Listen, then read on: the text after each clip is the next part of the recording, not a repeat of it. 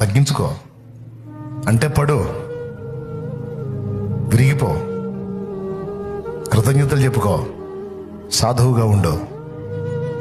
నా తండ్రి హెచ్చించేటప్పుడు నేను హెచ్చిస్తాడు. నవ్వేవాడిని నవ్వనే, అనేవాడిని అన్నే, చేసేవాడిని చేయనే. పొగిడాడని పొంగొద్దు, విమర్శించాడని కృంగొద్దు. అవి రెండు నీ కాదు. నీలో నువ్వు అనేది లేదు, చచ్చిపోయింది. నీలో ఎలుబడి చేస్తుంది క్రీస్తు.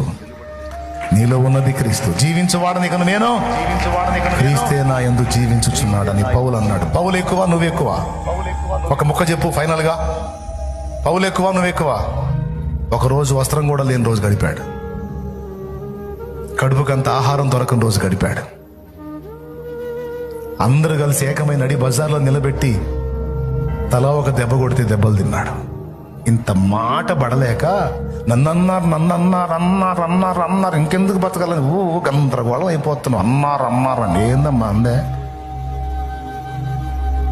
ఎవడమ్మా అనేవాడు? వాడే మంచోడా? నిన్ననేవాడేం పెద్ద మనిషా? వాడి బతికేం బాగుందా? వాడి సంబడం బాగుందా? ఎవడు సంబడం బాగుందని నిన్న అంటాడు, నిన్న అన్న ఎవడో అన్నాడు. నువ్వేంది గందరగోళం అయ్యేది?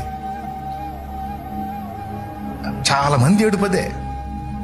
నలుగురిలో బాగుండాలి, నలుగురిలో గొప్పగా ఉండాలి, నలుగురిలో ఘనంగా ఉండాలి. అరే తీవా, నలుగురు లేదు, 40 లేదు.